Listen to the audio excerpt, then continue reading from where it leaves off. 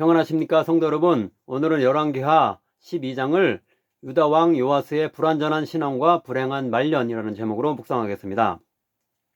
열왕기하 8장 후반부에서 17장까지는 분열 왕국 시대의 여러 왕들에 대한 이야기가 나오는데요. 곧 남유다의 5번째 왕 여호람에서 12번째 왕 아하스까지, 그리고 북이스라엘의 8번째 왕 아하시아에서부터 19번째이자 마지막 왕인 호세아까지입니다.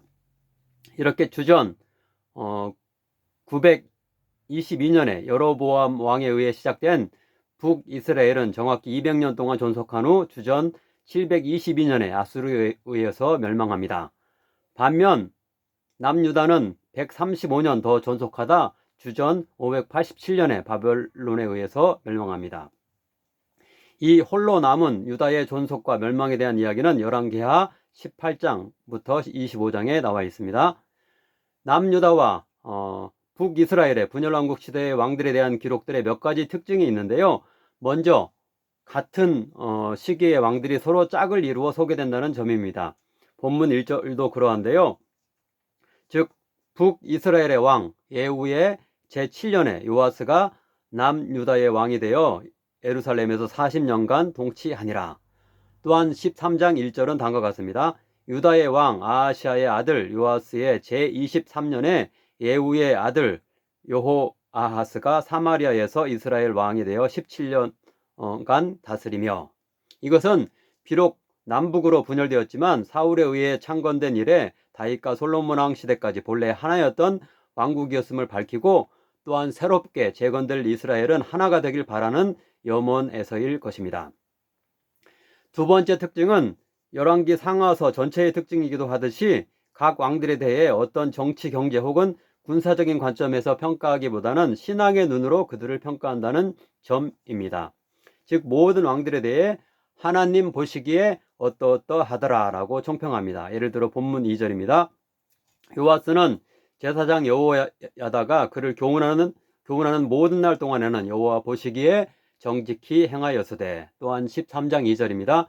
여호아하스가 여호와 보시기에 악을 행하여 이스라엘에게 범죄하게 한 느밧의 아들 여로보암의 죄를 따라가고, 각 왕들의 신앙 여부에 따라 하나님이 그들에게 축복과 심판을 내리시는데요. 더 나아가 왕국 자체를 멸망시키는 것도 그 왕의 하나님 앞에서의 불신앙 때문이라고 기록됩니다.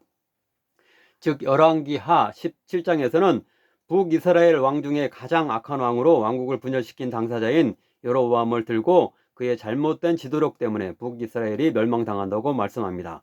즉 열왕기하 17장 21절부터 23절입니다. 여로보암이 이스라엘을 몰아 여호와를 떠나고 큰 죄를 범하게 하매 이스라엘 자손이 여로보암이 행한 모든 죄를 따라 행하여 거기서 떠나지 아니하므로 이스라엘을 그 앞에서 내쫓으신지라. 이스라엘이 고향에서 아수리에 사로잡혀 가서 오늘까지 이르렀더라. 다음으로 열왕기하 24장 1절부터 4절은 남유다 왕국의 멸망 역시 가장 악한 왕 므낫세 때문이라고 다음과 같이 기록합니다. 요야김 시대에 바벨론의 왕 느부갓네살이 올라오매 이는 므낫세에 지은 모든 죄 때문이며 또 그가 무죄한 자의 피를 흘려 그의 피가 예루살렘에 가득하게 하였음이라. 여호와께서 사하기를 즐겨 하지 아니하시니라. 이렇게 지도자의 신앙 여부에 따라 한 시대의 번영과 침체가 좌우될 수 있을 뿐만 아니라 한 나라와 민족 자체의 존속 여부가 결정될 수 있는 것입니다. 분열왕국 시대의 왕들에 대한 이야기의 특징 세 번째는 북이스라엘보다는 남유다의 왕들에 대한 평가가 상대적으로 긍정적이라는 점입니다. 북이스라엘의 왕들의 긍정적인 점은 거의 기록되지 않고 전부 여호와 보시기에 악을 행했다고 하는 반면 남유다의 왕들은 아하스를 제외하고는 전부 여호와 보시기에 정직히 행하였다고 합니다. 비록 뒷부분에 그들의 한계점이 나오지만 말입니다. 이것은 정치, 경제, 군사적인 국력은 북이스라엘이 더 강했지만 신앙적으로는 남유다가 상대적으로 더 양호하고 더 정통성을 지녔고, 따라서 더 오래 존속하고 재건될 이스라엘에서 보다 적통성이 있다는 함의를 가집니다. 이러한 특징은 역대기서에서는 더욱 뚜렷하게 되어서 북이스라엘의 왕들에 대한 기록은 부차적인 것으로 여겨져 매우 조금만 나오고 남유다 왕국의 혈통적 조상인 다윗과 솔로몬 왕은 결함이 없는 이상적 왕으로 그려지게 됩니다. 이제 본문을 차례로 따라가며 유다 왕 요아스의 신앙적 한계점과 그로 인한 좋지 않은 말로에 대해서 살펴보도록 하겠습니다.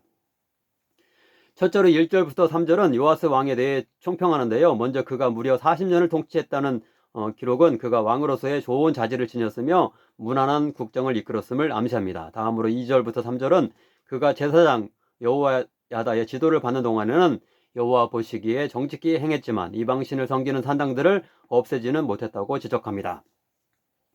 두 번째로 4절부터 16절은 요아스가 일정 정도의 신앙적 열심이 있었으며 자신의 행정적 은사를 활용하여 그 열심으로 선한 결과를 만들어냈다고 이야기합니다. 즉 그는 여호와의 성전에 파손된 부분을 보수하는 조치를 취했는데요. 여러 제사장들이 각각 백성들의 헌물을 개별적으로 받아서 그렇게 하도록 했습니다.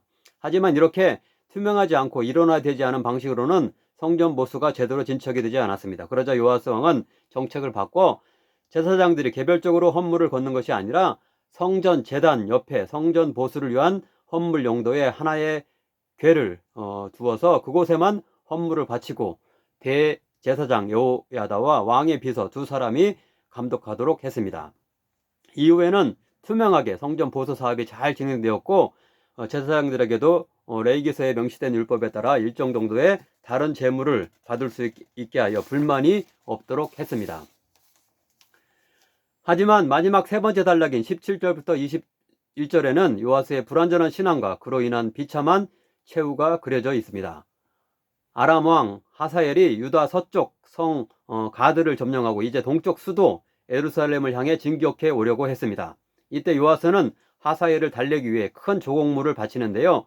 왕국에 있는 금을 가져다 바친 것도 모자라 성전 곳간에 있는 금과 자신의 선대왕들이 성전에 바친 성물들, 아마도 값비싼 성물들이었을 건데 그것들까지 바쳤다고 기록됩니다.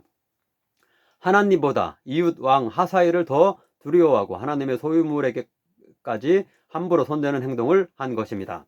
이에 하나님은 그를 심판하셔서 그는 자신의 신복들에 의해 살해되는 비참한 최후를 맞이합니다. 역대하 24장에는 요아스에 대한 하나님의 심판에 보다 자세한 내용이 나오는데요. 그가 어린 아이에 불과한 자신을 왕으로 추대했던 대제사장 여호야다가 죽자 다른 방백들의 말을 듣고 유다 우상 숭배에도 참여했으며 또한 이에 대해서 꾸짖는 여호야다의 아들 스가랴를 죽이는 만행을 자행하게 됩니다. 더욱이 앞에 많은 조공물에도 불구하고 아람의 침공을 막지 못하고 큰 부상을 자신이 입었으며 스가랴를 비롯한 여호야다의 아들들을 죽인 배은망덕한 죄가 자신에게 그대로 돌아가서 그도 채찍금 부하들에 의해서 결국 살해당하게 되고 맙니다.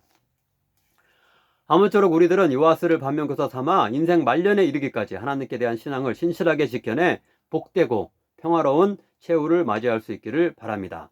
비록 우리를 이끌어주던 어떤 큰 신앙적 스승이 없는 시기가 오더라도 흔들리지 않고 독립적 신앙을 굳건히 지켜내 아름다운 신앙의 유산만을 우리의 후대에 남길 수 있기를 간절히 소원합니다.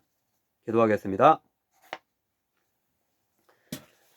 사랑의 하나님, 열왕기서를 통해 왕과 그 나라들의 성패와 흥망성쇠가 하나님의 말씀에 순종하는지의 여부에 달려있음을 배우게 하시니 감사드립니다. 우리의 정치 지도자들이 하나님의 말씀에 귀 기울일 수 있게 하소서.